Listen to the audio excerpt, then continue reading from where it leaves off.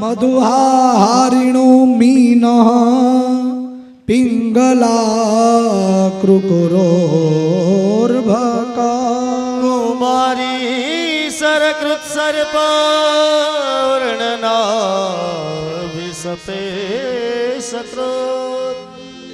દત્તાત્રેય ભગવાને 24 ગુરુ ધારણ કર્યા. પૃથ્વી, વાયુ, આકાશ, જલ, અગ્નિ, ચંદ્રમા, સૂર્ય, કબૂતર, અજગર, સમુદ્ર, પતંગિયું, મધમાખી, હાથી, મધપૂડો,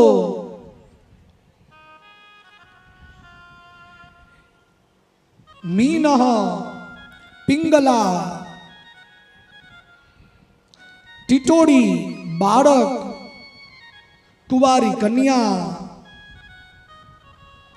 સૂર્ય, કરોડિયો અને ભમરી, આમ 24 ગુરુઓને ધારણ કર્યા. બાણ બનાવનારાને પણ ગુરુ ધારણ કર્યા, સર્પને પણ ગુરુ ધારણ કર્યા અને પારાધીને પણ ગુરુ ધારણ કર્યા. આમ 24 ગુરુઓની કથા સંભળાવે છે. અને પછી ઉદ્ધવને કહે કે ઉદ્ધવ, હવે તું અહીંયાથી જતો રે. કયું પ્રભાવ ભગવાન, હું ક્યાં જાઉં આપને છોડીને? કહ્યું ઉદ્ધવ, હજુ તારે આ પૃથ્વી લોકમાં રહેવાનું છે. અહમિતિ અન્યથા બુદ્ધિ પ્રમતસ્ય યથારુધિ ઉત્સર્પતિ રજો ઘોરમ તતો વૈરાગી કામણે. ઉદ્ધવને જ્ઞાન આપે છે ભગવાન. પ્રભાસ ક્ષેત્રની અંદર યજ્ઞ કરે, યજ્ઞ પૂર્ણ કરાવે અને પછી યાદવો મળી અને વારુણી નામની મદિરા પીવે છે અને સામ સામે યાદવો ઝઘડા કરે છે. શસ્ત્ર તો છે નહીં, ઓલી એરક નામની વનસ્પતિ ઉપાડે છે અને સામ સામે તલવારની જેમ યુદ્ધ કરે. એકદમ તીક્ષ્ણ હોય એટલે એકબીજાના માથા કાપી નાખે છે. દાઉજી ત્યાં સમજાવવા માટે જાય કે હે યાદવો, આ બ્રાહ્મણનો શ્રાપ છે, સત્ય ન પડે એટલા માટે તમે શાંત થવો. યાદવો શાંત નથી થતા. દાઉજીએ વિચાર કર્યો, હવે ભગવાને જે નક્કી કરેલો છે ને સમય એ આવી ગયો છે. એટલે દાઉજી સીધે સીધા પદ્માસન વાળીને બેસે છે. પોતાના શરીરમાં યોગાગ્નિને પ્રગટ કરે છે. ભગવાન અષ્ટયોગ દ્વારા પોતાના નાભીમાં રહેલા પ્રાણને હૃદયમાં લે છે. હૃદયમાંથી ભ્રુકુટીમાં લે છે, ત્યાંથી બ્રહ્મરંધમાં લે છે અને સહસ્ત્રા દ્વારા ભગવાન દિવ્ય રૂપનું ધારણ કરી અને શેષનાગ ભગવાન શેષનું રૂપ ધારણ કરે છે. બલરામ શેષનું રૂપ ધારણ કરી અને સમુદ્રમાં પ્રવેશ કરી જાય છે. દાઉનું સ્થૂળ શરીર ત્યાં જ રહી જાય છે.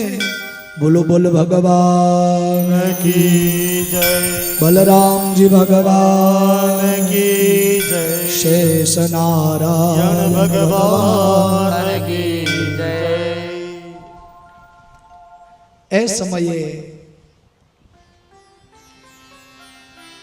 અર્જુન સાથે હોય છે. એટલે અર્જુનને કહે કે અર્જુન, મારે પાણી પીવાની ઈચ્છા છે પુત્ર.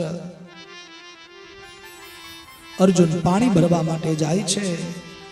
એ સમયે જરા નામનો પારાધી આવે છે. ભગવાન પ્રભાસના પીપળા પાસે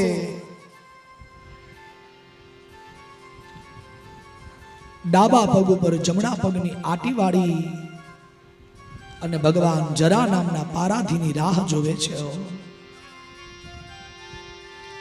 ભગવાને પોતાનો જમણો હાથ મસ્તક ઉપર રાખેલો છે. જમણા પગની આટી વાળેલી છે. ડાબા પગ ઉપર મંદ મંદ ભગવાનનું હાસ્ય છે. જરા નામના પારાધીની રાહ જોવે છે. અર્જુન પાણી ભરવા માટે જાય છે. શબ્દ વેધી બાણ જો મારતો હોય ને તો જ્યાંથી અવાજ આવતો હોય ને ત્યાં લાગવું જોઈએ ને, અને કદાચ લાગવું જોઈએ તો પછી અર્જુનને લાગવું જોઈએ, પણ ભગવાનની ઈચ્છા છે ને એટલે જરા નામનો પારાધી બાણ મારે છે શબ્દવેધી, પણ જ્યાં ભગવાન બેઠા છે ને ત્યાં લાગે છે અને ભગવાનના શરીરના ત્રણે ત્રણ પદ્મ વિંધાઈ જાય છે. લોકાભિરામં શ્વતનુ ધારણા ધ્યાન મંગલમ યોગ ધારણયાગ્નેયા દધવાદામા વિસત્સ્વકમ. જરા નામનો પારાદી ભગવાનના ત્રણ પદ્મ વિંધે ભગવાનના શરીરમાંથી રુધિર એટલે લોહી નીકળે, રુધિર નીકળે છે. એ સમયે દારૂક આવે છે અને દારૂક કહે કે પ્રભુ તમારા શરીરમાંથી રુધિર નીકળે છે, ચાલો મારી સાથે, હું તમને દ્વારિકા લઈ જાઉં. ભગવાન દારૂકને કહે કે દારૂક પુત્ર, તે મારી બહુ સેવા કરી, 100 વર્ષ સુધી તે મારો રથ હાંક્યો, તું મારો સારથી બનીને રહ્યો. દારૂક હવે મને દ્વારિકા નથી આવવું, પરંતુ તું દ્વારિકા જા, દ્વારકા વાસીઓને સંદેશો આપજે, માં દેવકી અને વસુદેવજીને મારા પિતાને સંદેશો આપજે કે આજથી બરોબર 7મા દિવસે દ્વારિકા સમુદ્રમાં ડૂબવાની છે. દારૂક ભગવાનને વંદન કરી અને ત્યાંથી પ્રસ્થાન કરે છે, ભગવાનની આગલા લઈને જાય છે. ઉદ્ધવજી ભગવાનની પાદુકા લઈ અને પોતે પણ પ્રસ્થાન કરે છે બદ્રિકાશ્રમ તરફ. એ જ સમયે અર્જુન આવે છે. ભગવાનની હાલત જોઈને અર્જુનની આંખમાં આંસુ છે. ભગવાન કહે કે અર્જુન,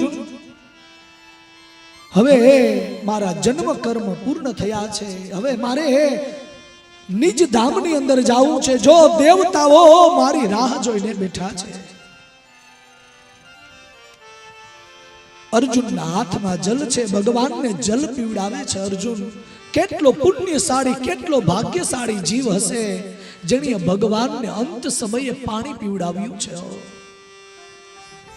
ભગવાનને જલ પીવડાવ્યું. ભગવાને આંખો બંધ કરી, ભગવાને આંખો બંધ કરી અને ભગવાનના સહસ્ત્રના માર્ગમાંથી દિવ્ય જ્યોતિ બહાર નીકળે છે. દિવિધુંદ ભયોને દૂપે તુ સુમના સશ્ચખા. સત્યમ ધર્મો ધૃતિર્ભયો મે કીર્તિ શ્રેષ્ઠ. દિવિધુંદ ભયોને દૂપે તુ સુમન સશ્ચખા. સત્યમ ધર્મો ધૃતિર્ભૂમૈ કીર્તિ શ્રેષ્ઠાનુતમ યયુઃ. દિવ્ય જ્યોતિ બહાર નીકળી વિમાન લેવા માટે આવ્યું છે. ભગવાન વિમાનની અંદર બેસે છે અને ભગવાન સીધે સીધા વૈકુંઠમાં જાય છે. દેવતાઓ ભગવાન ઉપર પુષ્પની વૃષ્ટિ કરે. બોલો શ્રી દ્વારિકાધીશ કી જય.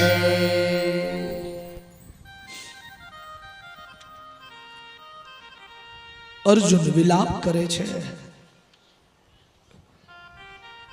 ભગવાનના શરીરને જોવે, દાઉજીના શરીરને જોવે.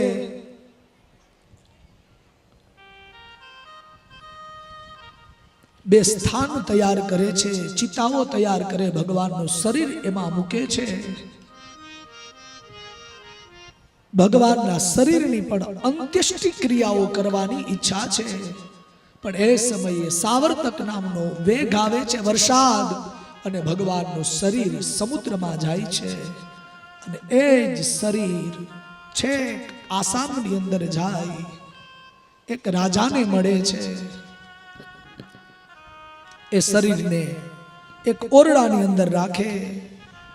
6 મહિનામાં એક મૂર્તિ તૈયાર થશે એવું ભગવાન એને સ્વપ્નમાં કહે છે. પણ રાજાને ભરોસો નથી હોતો, એટલે 3 મહિનામાં ઓરડો ખોલે. ભગવાનની અડધી મૂર્તિ તૈયાર થઈ હોય છે. પછી એ જ મૂર્તિનું સ્થાપન કરે. શરીર હતું ત્યારે દ્વારકાધીશ હતા. એ જ શરીર જગન્નાથની અંદર આજ પણ પૂજાય છે ભગવાનનું અડધું શરીર. એ આખા જગતના નાથ બન્યા. 11મા અધ્યાય સ્કંદનું વાંગમય પુષ્પ ભગવાનના ચરણોમાં સમર્પિત કરીએ. 12મા સ્કંદની અંદર પ્રવેશ કરીએ.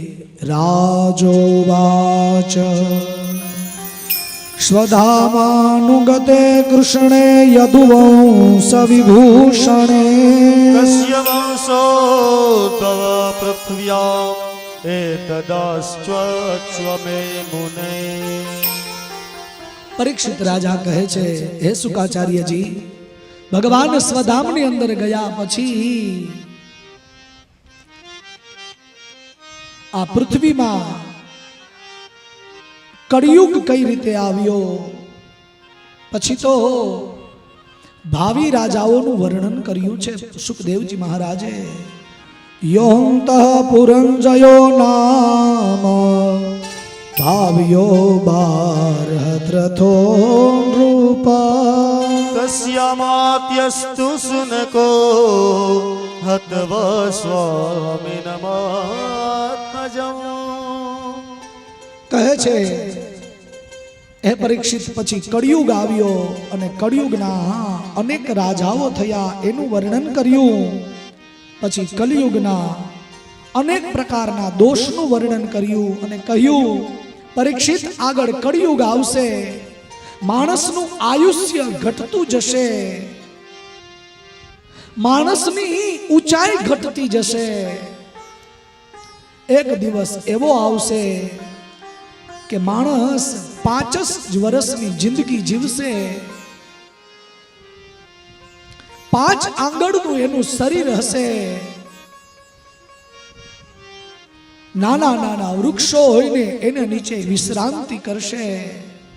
5 વર્ષમાં એ બાલ્યાવસ્થા, યુવા અવસ્થા, વૃદ્ધાવસ્થા, સંન્યાશ્રમ સુધી બધું ભોગવી લેશે.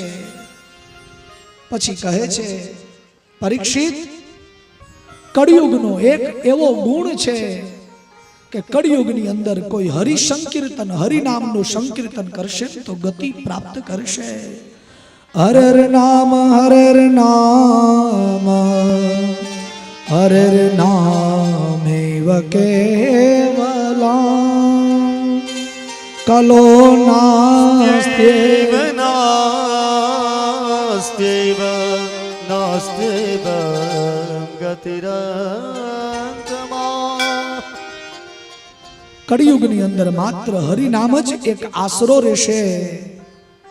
અને ત્યારબાદ અંતિમ ઉપદેશ આપતા કહે છે, રાજન, આજે 7મા દિવસની સંધ્યા છે. પરીક્ષિત, આજે 7મા દિવસની સંધ્યા છે. શમિક પુત્ર શૃંગીનો તને શ્રાપ છે. હમણાં જ તક્ષક નામનો નાગ આવી અને તને દંશ આપશે. કહે, પુત્ર, હવે તારે શું સાંભળવું છે? પરીક્ષિત કહે કે હવે કાંઈ નથી સાંભળવું. હે શુકાચાર્ય, મારા જીવનમાં મને હવે સંતોષ છે.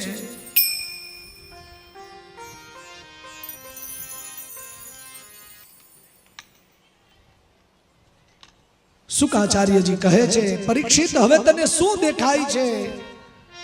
કહ્યું, હવે મને કાંઈ નથી દેખાતું. મને ભગવાન શ્રીનાથજીનો ડાબો હાથ દેખાય છે અને એ ડાબા હાથથી ભગવાન મને બોલાવે છે. કહે છે કે તું હવે જલ્દી આવી જા.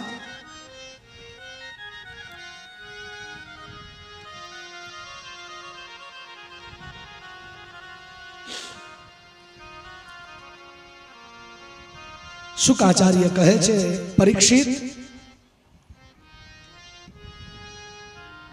તારે હવે જવું પડશે આ શરીર છોડીને. બોલ, તને ડર લાગે છે મૃત્યુનો? કહ્યું કે ના, હવે મને મૃત્યુનો ડર નથી.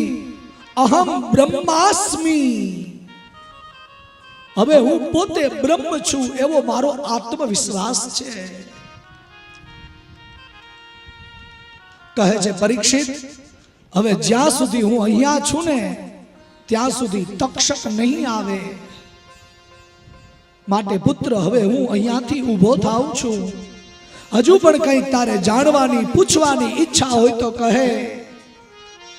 પરીક્ષિત કહે કે પ્રભુ, આપે મને ભાગવતનું જ્ઞાન આપી અને મને ધન્ય કરી દીધો છે. મારું જીવન સફળ થયું છે. મારું મૃત્યુ આજે મંગલ થયું છે. સિદ્ધોસ્યનુગૃહીતોસ્મિ ભવતા કરુણાત્મના શ્રાવિતો યજ્જ મે સાક્ષાત અનાદિ નિધનો હરિ. સિદ્ધોસ્યનો ગૃહીતોસ્મિ, હવે હું સિદ્ધ થયો છું. હે શુકાચાર્ય, આપે મારા ઉપર અનુગ્રહ કર્યો છે. આપે મને ભાગવત સંભળાવી. આ ઋણમાંથી હું કઈ રીતે મુક્ત થઈશ? શુકાચાર્ય કાંઈ નથી બોલતા. આજ સુખદેવજી પરીક્ષિતને પુત્રના રૂપમાં જોવે છે. સુખદેવજીના ચરણોમાં પરીક્ષિતે પોતાનું માથું રાખ્યું. શુકાચાર્યએ પોતાનો વરદ હસ્ત, એનો હાથ એના માથા ઉપર રાખીને કહ્યું, પુત્ર, તારું કલ્યાણ થાય. આશીર્વાદ આપી અને શુકાચાર્ય આજ 7 દિવસ પછી પહેલી વખત પોતાના આસન ઉપરથી ઊભા થાય છે. દર્ભનું આસન પોતાના હાથમાં લીધું, કમંડલ ઉપાડી અને પરીક્ષિતને આશીર્વાદ આપતા આપતા ભાગવતજીના શ્લોક બોલતા બોલતા ગંગા નદીના કિનારા ઉપર બધા સભાજનોની સામે જ શુકાચાર્ય અદૃશ્ય થાય છે. બોલો સુખદેવજી મહારાજ કી જય.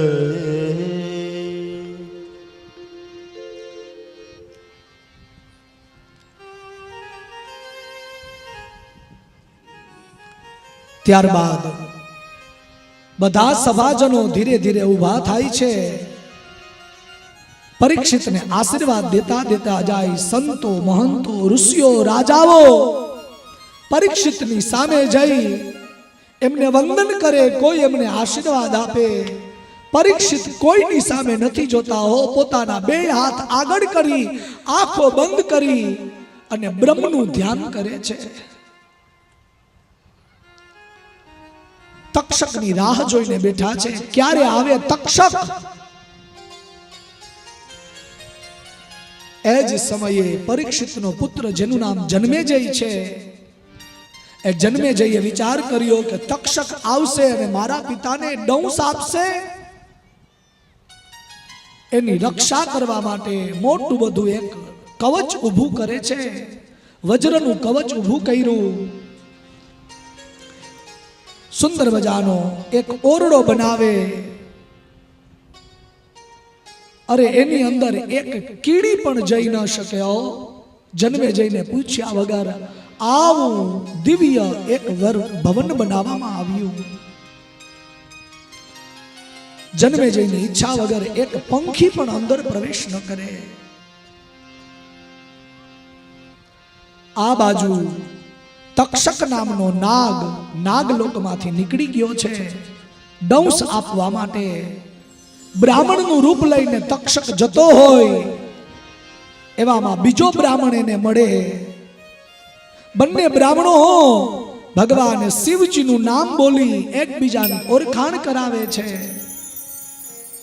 તક્ષક પૂછે છે કે ભૂદેવ કઈ બાજુ જાઓ છો? બ્રાહ્મણ કહે કે આજે મહારાજ પરીક્ષિતને તક્ષક નામનો નાગ દંશ આપવાનો છે. હું એને જીવનદાન આપવા માટે જાઉં છું. તક્ષક કહે હું જ એ તક્ષક છું જે આજે પરીક્ષિતને દંશ આપવાનો છું. બ્રાહ્મણ કહે કે તમે એને દંશ આપજો, હું એને સજીવન કરી આપીશ. તક્ષક કહે કે મને પરીક્ષા કરવાની ઈચ્છા છે.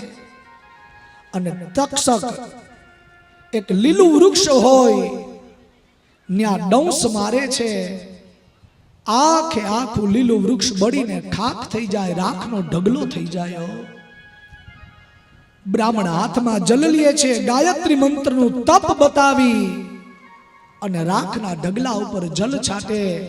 સાહેબ એ ઢગલો પાછો નવનિર્મિત સજીવન થાય ને મોટું વૃક્ષ થઈ જાય છે.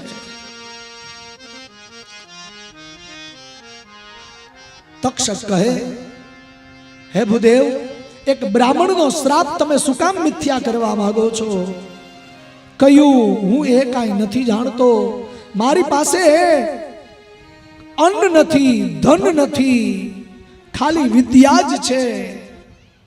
તક્ષક કહે કે હું તમને આટલું બધું ધન આપું કે તમારે કોઈ દિવસ માંગવું નહીં પડે. તક્ષક એને રત્નો અને મણિયો આપે છે. એ બ્રાહ્મણ પાછો વળી જાય. તક્ષક હવે દંશ આપવા માટે જવું છે. આજુબાજુમાં જોવે તો સિપાહીઓ મોટો બધો પહેરો છે. અંદર કઈ રીતે પ્રવેશ કરવો? આટલામાં બ્રાહ્મણો પૂજાની થાળી લઈને જતા હતા. તક્ષક એક ઈયળનું રૂપ લઈ અને એની અંદર પ્રવેશ કરે છે. પૂજાની થાળીમાં પૂજાની થાળી પરીક્ષિત રાજાની સામે મૂકવામાં આવે અને એ પુષ્પ નહીં, પૂજાની થાળીમાંથી ઈયળમાંથી તક્ષક પોતાના મૂળ સ્વરૂપમાં આવે. પરીક્ષિતની પાસે ડોલે. પરીક્ષિત તો પોતાના બે હાથ ખુલ્લા કરી અને બ્રહ્મમાં લીન થયેલો છે. ભગવાન પાસે જવાની રાહ જોવે છે. આ શરીર છૂટે બસ. અને ત્યારબાદ તક્ષકે દંશ એની નાસિકા ઉપર માર્યો. પરીક્ષિતના સહસ્ત્રામાંથી દિવ્ય જ્યોતિ બહાર નીકળે. અહીંયા એનું સ્થૂલ શરીર રાખનો ઢગલો થાય. પરીક્ષિત સીધે સીધા સ્વર્ગમાં જાય છે. દેવતાઓ રાહ જોઈને બેઠા હોય છે. પરીક્ષિત ઉપર પુષ્પની વૃષ્ટિ કરે છે. દુંદુભી નગારાના નાદ કરાવે છે. જય ઘોષ થાય છે. બોલો ભાગવત ભગવાન કી. પરીક્ષિત મહારાજ મહારાજ પરીક્ષિતને મોક્ષ મળે છે. અને આ ભાગવત કથા જેણીએ પણ કરીને યજમાન પરિવારના સમસ્ત પિતૃને પણ મોક્ષ મળે છે. બોલો ભાગવત ભગવાન કી જય. પિતૃનારાયણ ભગવાન કી જય. પરીક્ષિત મહારાજ કી જય.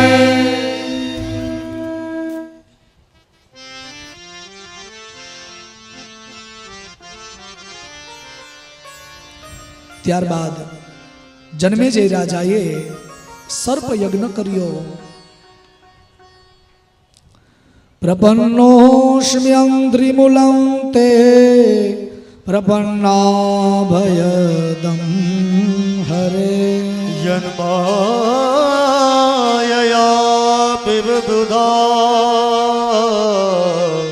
મોહ્યંતી જ્ઞાનકાશયા.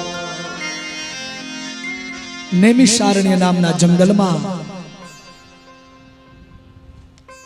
88,000 ઋષિ મુનિઓને સુતજી મહારાજ આ કથા શ્રવણ કરાવે. કહે કે હે સૌનકાદિ ઋષિઓ, જન્મેજયે સર્પ યજ્ઞ કર્યો.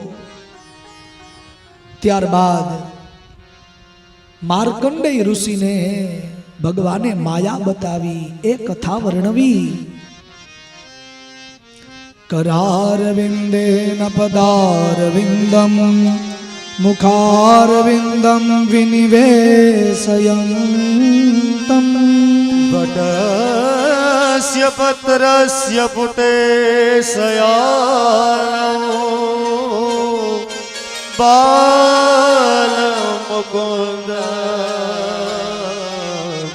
मनसा स्मरामि।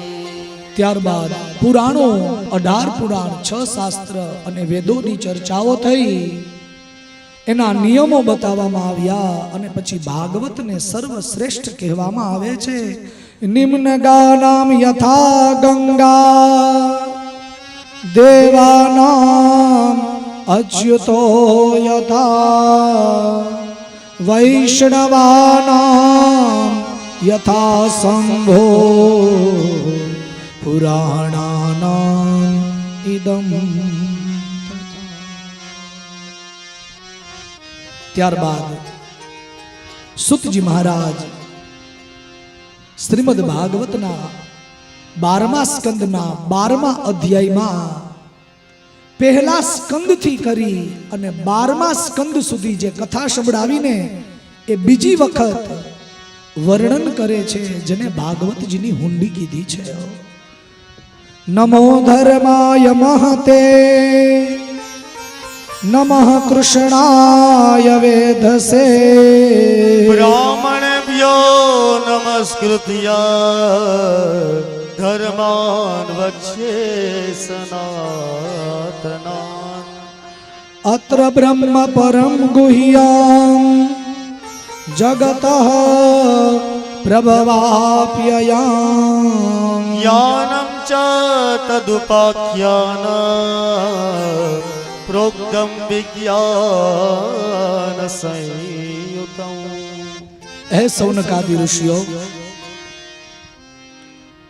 પ્રથમ સ્કંદની અંદર ભક્તિ યોગનું નિરૂપણ એ મેં આપને શ્રવણ કરાવ્યું.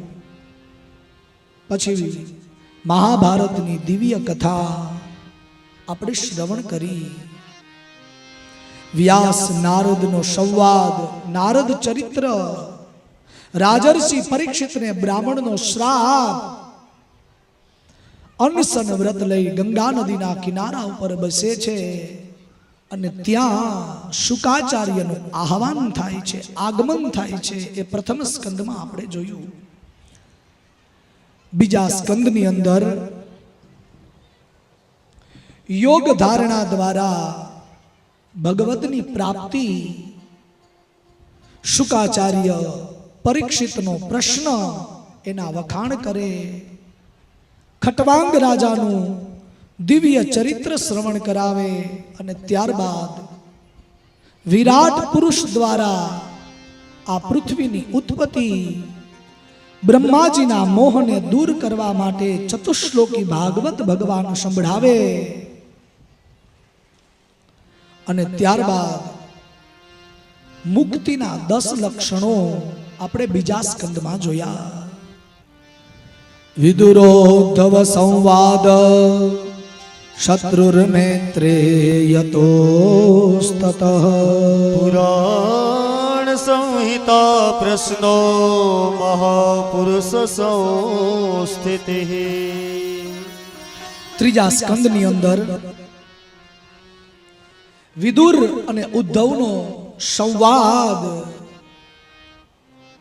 માંડવ્ય ઋષિના શ્રાપથી યમ તમે વિદુર બનીને આવ્યા છો એ કથા, સૃષ્ટિની ઉત્પત્તિની કથા,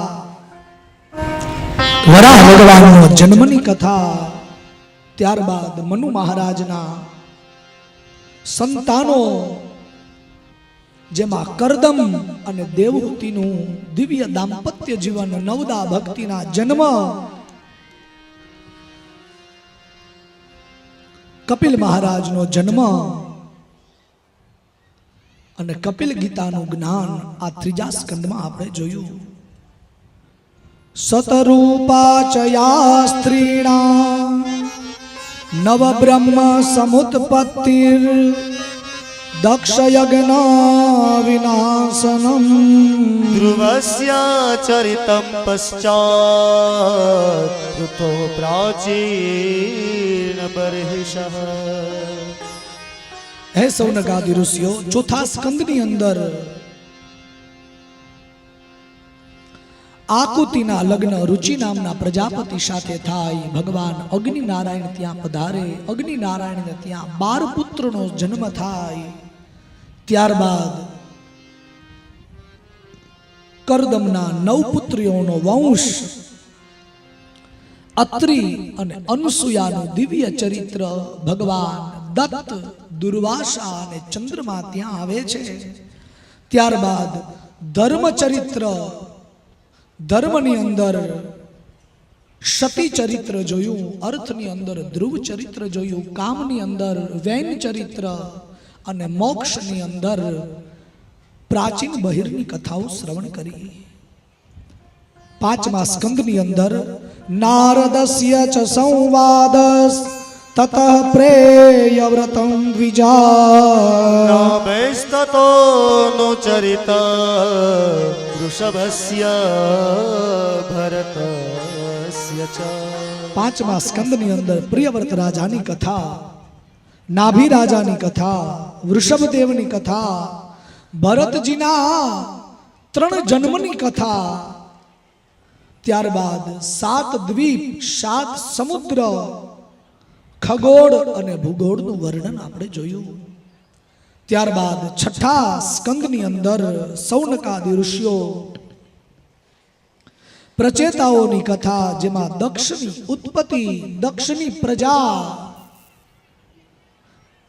અસુરો, મનુષ્યો, પર્વતો, પશુઓ, એના જન્મની કથા, અજામિલનું દિવ્ય આખ્યાન અને વૃત્રાસુરની સ્તુતિ, ક્ષેત્રપાલની ઉત્પત્તિ છઠ્ઠા સ્કંદની અંદર આપણે જોયા. સાતમા સ્કંદની અંદર ત્વષ્ટાસ્ય જન્મ નિધનમ પુત્રયોશ્ચ દ્વિતેર્દ્વિજા દૈત્યેશ્વરસ્ય ચરિત પ્રહલાદસ્ય મહાત્મનઃ. સાતમા સ્કંદની અંદર દૈત્યરાજ હિરણ્યકશ્યપુનું આખ્યાન, ભગવાન હિરણ્યકશ્યપુનો વધ કરે, પ્રહલાદનો ભગવાન ઉદ્ધાર કરે. ત્યારબાદ આઠમા સ્કંદની અંદર મન્વંતરોની કથા, ગજેન્દ્ર મોક્ષની કથા, સમુદ્ર મંથનની કથા, દેવાસુર સંગ્રામ, બલિરાજાના અશ્વમેધ યજ્ઞમાં ભગવાન વામન રૂપે પધારે છે અને બલિરાજાનો યજ્ઞ પૂર્ણ કરે. સત્યવ્રત નામના રાજા, એને ભગવાન મત્સ્ય રૂપે દર્શન આપે. એ આઠમા સ્કંદમાં આપણે જોયું. નવમ સ્કંદની અંદર દેવાસુર મહાયુદ્ધમ ઇલોપાખ્યાન મત્રોક્તમ તારાપાખ્યાનમેવ ચ સૂર્યવંશાનુકથનૌ શશાદાદ્યાન્વિદાદયઃ. નવમા સ્કંદની અંદર સૂર્યવંશની અંદર ઈસ્વાકુનો વંશ આગળ વધે. એ વંશમાં આગળ જતા દશરથ અને દશરથને ત્યાં ભગવાન રામચંદ્રજી પધારે. રામચંદ્રના ત્યાં લવકુશ અને એના વંશની કથા. સૂર્યવંશ પછી યયાતિ અને દેવયાનીના ચરિત્ર દ્વારા યદુવંશની કથા, પૂર્વવંશની કથા આપણે શ્રવણ કરી. ત્યારબાદ દસમ સ્કંદની અંદર યતાવતીર્ણો ભગવાન કૃષ્ણસ્યો કૃષ્ણાખ્યો જગદીશ્વર વસુદેવ ગૃહે જન્મ તતો વૃદ્ધેશ્ચ ગોકુલે. એ સૌનકાદિ ઋષિઓ, દસમ સ્કંદની અંદર યદુવંશમાં ભગવાન શ્રી કૃષ્ણએ અવતાર લીધો. મથુરાથી વસુદેવ દ્વારા ગોકુલમાં જાય, ત્યાં ગોકુલના સુંદર મજાના ઉત્સવો, ભગવાન પૂતનાનો વધ કરે છે. તૃણાવર્ત, બકાસુર, શક્તાસુર, વત્સાસુર, ધેનુકાસુર, પ્રલંબાસુર ભગવાન દરેકનો વધ કરે. કાલિય નાગનું ભગવાન દમન કરે. ભગવાન અજગરના મુખમાંથી ગોવાળિયાઓની રક્ષા કરે. વ્રજ બાળાઓ કાત્યાયનીનું વ્રત કરે. વસ્ત્રહરણની ભગવાન લીલા કરે. 7 વર્ષના કૃષ્ણ ગોવર્ધન પર્વતને ભગવાન ધારણ કરે છે. ઇન્દ્ર આવી અને સ્તુતિ કરે છે. ઇન્દ્ર આવી અને ભગવાન ઉપર અભિષેક કરે છે. ત્યારબાદ ભગવાન વ્રજ બાળાઓની સાથે, વ્રજ કન્યાઓની સાથે, વ્રજ સુંદરીઓની સાથે ભગવાન શરદ પૂર્ણિમાની રાત્રિએ રાસોત્સવ કરે. પછી શંખચૂડ, અરિષ્ટાસુર, કેશીનો ભગવાન વધ કરે. અક્રૂરજી મથુરાથી સોનાનો રથ લઈને ભગવાનને લેવા માટે આવે. ભગવાન વ્રજ છોડી મથુરામાં જાય. ભગવાન મહારાજ કંસનો વધ કરે. યજ્ઞોપવિત સંસ્કાર લઈ અને ભગવાન ગુરુજીના આશ્રમે જાય. 64 દિવસમાં 64 વિદ્યા પ્રાપ્ત કરે. દેવકીજી એને પ્રેમથી ભોજન કરાવે, વાત્સલ્ય આપે. ભગવાન 14 વર્ષ સુધી મથુરામાં રહે અને જરાસંધ જ્યારે ચડાઈ કરે ત્યારે ભગવાન મથુરાને છોડી રણછોડ બની કાલિયવનનો ભગવાન વધ કરાવી અને દ્વારિકામાં જાય છે અને ભગવાન દ્વારિકાધીશ, દ્વારિકાના રાજા બને છે. બલરામજીના લગ્ન રેવતી સાથે થાય. ભગવાન દ્વારકાધીશના લગ્ન રૂકમિણી સાથે થાય. માધવપુરના માંડવે ભગવાનના લગ્ન થાય. દ્વારિકામાં ભગવાનનું સ્વાગત થાય. ભગવાનને ત્યાં પ્રદ્યુમ્ન નામના પુત્રનો જન્મ થાય. ભગવાન અન્ય રાણીઓ સાથે લગ્ન કરે. 16,108 રાણી થાય. બધી રાણીને ત્યાં ભગવાન 10 પુત્રોના જન્મ અપાવે છે. ભગવાનની કૃપાથી 10 પુત્રોના જન્મ થાય. એક પુત્રીનો જન્મ થાય. રૂકમિણીની સાથે ભગવાન વિનોદ કરે છે. ત્યારબાદ ભગવાન ઇન્દ્રપ્રસ્થમાં જાય. રાજસુ યજ્ઞને પૂર્ણ કરાવે. જરાસંધનો વધ કરાવે. દંતવક્ત્ર, શિશુપાલ, વિદુરથ આદિ દૈત્યોનો ભગવાન વધ કરાવે છે. ત્યારબાદ ભગવાનના પરમ મિત્ર સુદામા દ્વારિકામાં આવે. સુદામા ચરિત્રની કથા. અને ત્યારબાદ હે ઋષિઓ, ભગવાનને પૃથ્વીનો ભાર હળવો કરવો એટલે મહાભારતનું યુદ્ધ કરાવે. ત્યારબાદ 11મા સ્કંદની અંદર વિપ્રપ્રાશાપાપદેશેન સંહાર સ્વકુલસ્ય ચ ઉદ્ધવસ્ય ચ સંવાદો વાસુદેવસ્ય ચ અદ્ભુતઃ. સૌનકાદિ ઋષિઓ 11મા સ્કંદની અંદર કલયુગનું વર્ણન, ત્યારબાદ ભગવાન વિચાર કરે એટલે યાદવોને બ્રાહ્મણનો શ્રાપ અપાવે છે. અને પછી ભગવાન ઉદ્ધવજી સાથે સંવાદ કરે છે. ભાલક નામના તીર્થમાં જઈ ભગવાન પોતાનું શરીર શાંત કરે છે.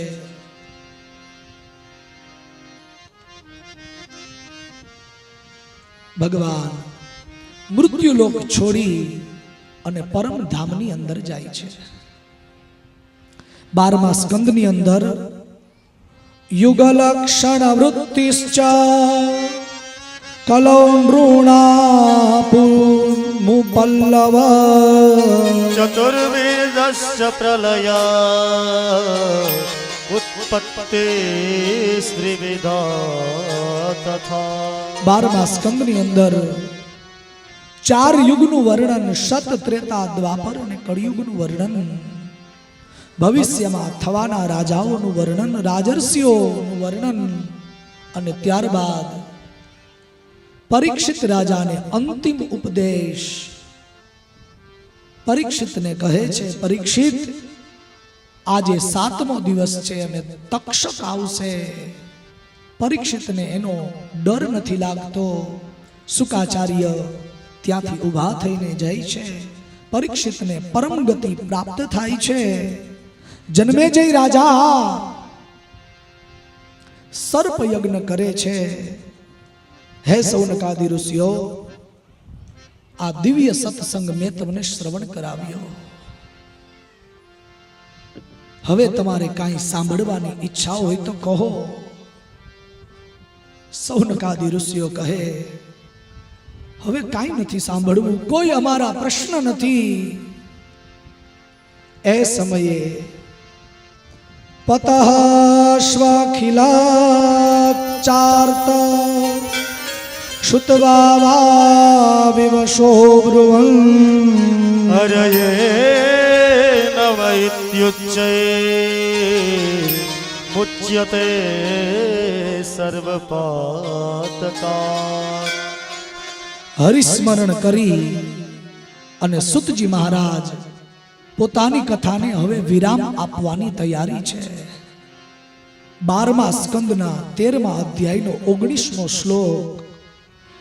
કસ્મે યેન વિભાસિતો યમતુલો જ્ઞાન પ્રદીપ પુરા તદ્રૂપેણ ચ નારદાય મુનયે કૃષ્ણાય તદ્રૂપિણા. યોગીન્દ્રાય તદાત્મનાથ ભગવત દ્રાતાય કારુણ્યતા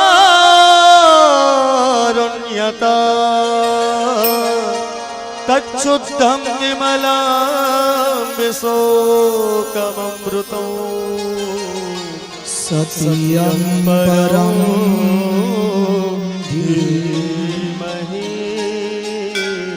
સત્યં પરમ ધીમહિ.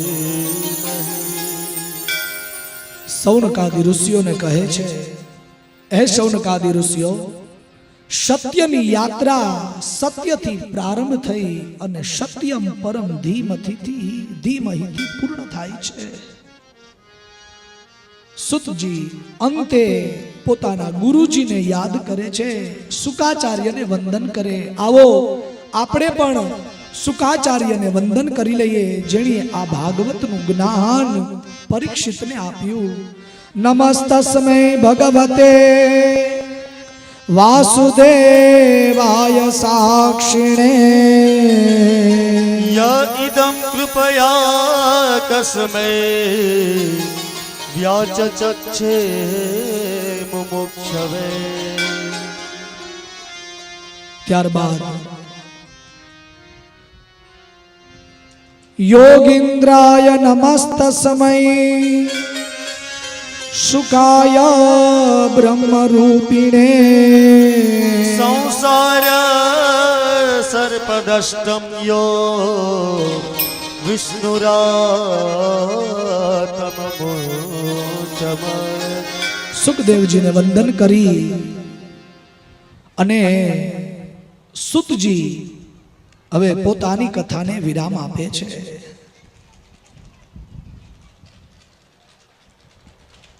બધા ભગવાન પાસે શૌનકાદિ ઋષિઓ એક જ માગણી કરે છે કે જ્યારે જ્યારે જન્મ મળે ત્યારે પ્રભુ તમારી કથા અમને સાંભળવા મળે. ભવે ભવે યથા ભક્તિ પાદયોસ્તવ જાયતે તથા કુરુષ્વ દેવેશા નાથસ્ત્વં નો યત પ્રભો. નામ કીર્તનમ નામ સંકીર્તનમ યસ્યા સર્વ પાપ પ્રણાશનમ પ્રણામો દુઃખ સમના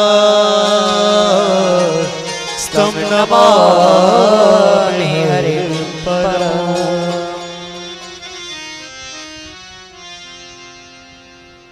સુતજી મહારાજ કથાને વિરામ આપે છે. ઋષિઓને વંદન કરી પોતાના આસન ઉપરથી ઊભા થાય છે. સુતજી મહારાજ જેમ પોતાના ગુરુ શુકાચાર્ય ગયા છે એમ જ પોતે પણ વયા ગયા છે ક્યાંક. આ કથાને અહીંયા અમે પણ વિરામ આપીએ છીએ. આ 7 દિવસની દિવ્ય યાત્રા આપણી અહીંયા પૂર્ણ થાય છે. નકુમ પરિવારના આંગણે પિતૃઓના ઉદ્ધાર માટે, આત્મકલ્યાણ માટે આ ભાગવત થઈ હતી. એ ભાગવત અહીંયા વિરામ લે છે. આવો છેલ્લું સંકીર્તન લઈ ભગવાનના ચરણોમાં આપણી જાતને સમર્પિત કરીએ.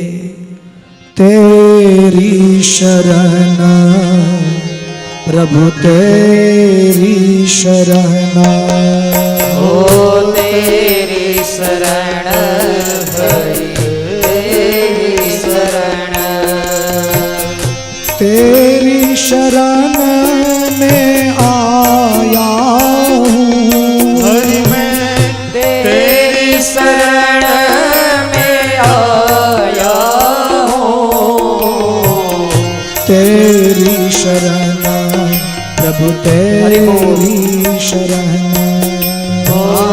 तेरी शरण हरि तेरी शरण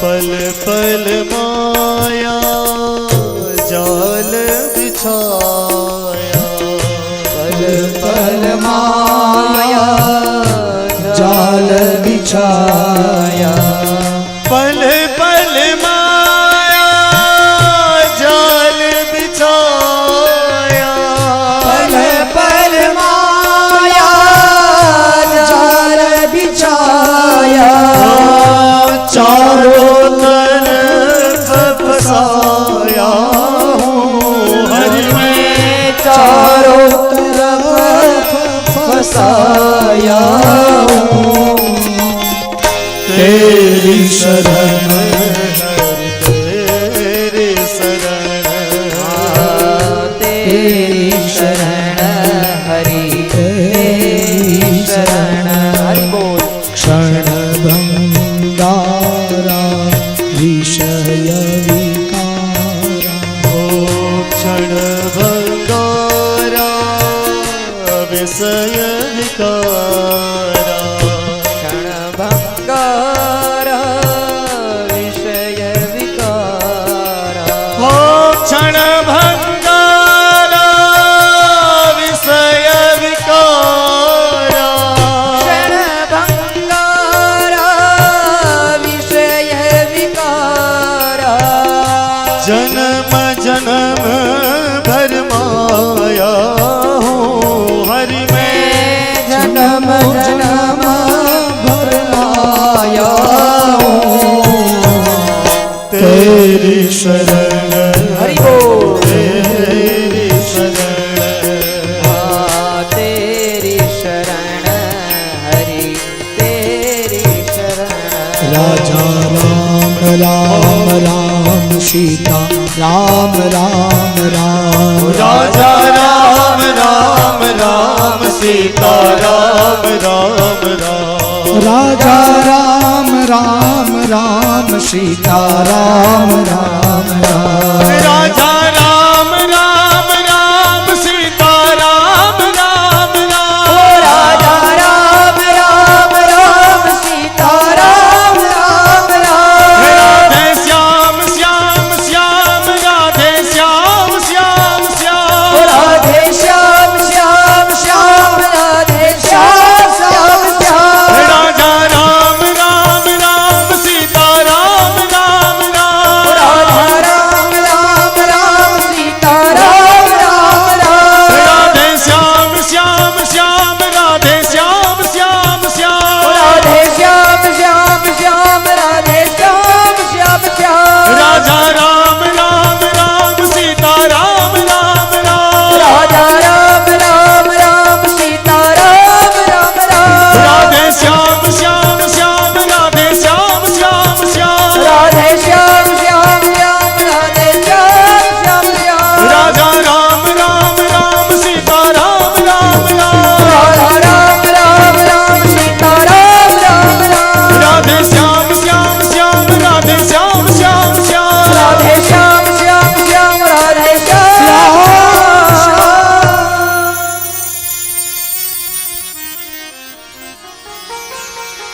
ભગવાનની કથા વિરામ લે છે। આ કથાની અંદર મનથી, વચનથી, કાયાથી, વક્તાથી, શ્રોતાથી કોઈ નાની મોટી ભૂલ થઈ હોય તો આવો ભગવાન પાસે માફી માગીએ। બે હાથ ઊંચા રાખી અને ઓમ હરયે નમઃ એવું બોલવાનું છે। પહેલા હું બોલીશ, પછી તમે, પછી હું, પછી તમે। શ્રી હરયે નમઃ, શ્રી હરયે નમઃ, શ્રી હરયે નમઃ, શ્રી હરયે નમઃ, શ્રી હરયે નમઃ, શ્રી હરયે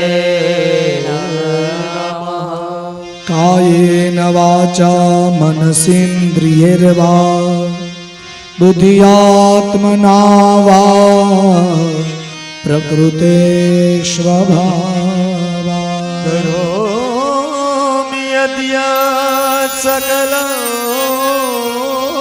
પરસ્મૈ શ્રી નારાયણાય સમર્પયામિ। इति एषा वाङ्मयी पूजा श्रीमच्छङ्कर पादयो अर्पिता तेन देवेश प्रियतां सदा शिव। अच्युतं केशवं श्रीराम नारायणं श्री कृष्ण दामोदरम श्री वासुदेवम हरि। श्रीधरं माधवं श्री गोपिका वल्लभं श्री जानकी नायको श्री रामचंद्रं भजे। ओम पूर्णमदः पूर्णमिदं पूर्णाद् पूर्णमुदच्यते पूर्णस्य पूर्णमादाय पूर्णमेवावशिष्यते। ओम शान्तिः शान्तिः शांति। बोलिए श्री द्वारिकाधीश की जय। बाल कृष्ण लाल की जय। गोवर्धन नाथ की जय। पितृभगवान की चामुंडा मात की चंद्रभागा मात की जय। पानोर दादानी सुरापुरा दादानी सती मात की जय। पितृदेव की जय। आज के आनंद की मनु बापा देव की धर्म की जय। अधर्म का प्राणियों में सद्भावना हो। विश्व का कल्याण हो। गौ माता की जय हो। नमः पार्वती पतये हर हर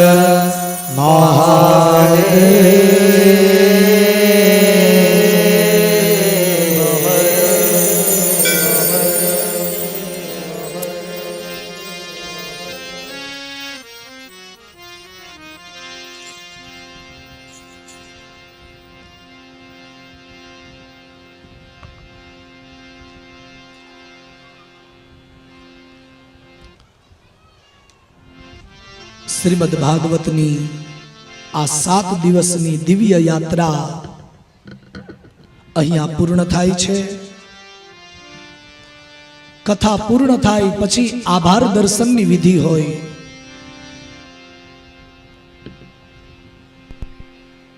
બધા આપણા ઘરના છે, તેમ છતાં પણ નકુમ પરિવાર વતી અને મારા તરફથી હું આભાર વ્યક્ત કરવા માંગુ છું. પહેલા આભારી છું હું મારા માતા પિતા અને મારા ગુરુજી, જેમની કૃપા મારા ઉપર ઉતરી અને મારા જીવનમાં સત્સંગ મને પ્રાપ્ત થયો. મારા પિતા સ્વર્ગીય મનુબાપા, મારી માં એટલે કાંતામાં, મારા 3 આચાર્ય ગુરુજી પૂજ્યપાદ જગદીશભાઈ આચાર્ય, મનીષભાઈ આચાર્ય, અશોકભાઈ આચાર્ય અને વેદ ભવન વિદ્યાલય દ્વારકા, ત્યાંથી મેં મારા જીવનની યાત્રાની શરૂઆત કરી. ત્યાં મારા ગુરુજીએ મારા ઉપર ખૂબ કૃપા કરી. અમારા પ્રિય ગુરુજી જનકભાઈ ઉપાધ્યાય, જેની પાસેથી હું સામવેદ શીખ્યો એવા અમારા પાંડેજી ગુરુજી, જેની પાસેથી હું વ્યાકરણ શીખ્યો એવા પ્રવીણભાઈ ગુરુજી, પછી અનેક ગુરુજીઓએ મારા જીવનમાં મારા ઉપર કૃપા કરી. દ્વારકાથી કરી અને છેક કાશી સુધી જે જે જગ્યા ઉપર હું ગયો ત્યાં મારા ગુરુજીએ મારા ઉપર કૃપા કરી. એકવાર જોરદાર મારા ગુરુજી અને મારા માતા પિતાને વધાવો.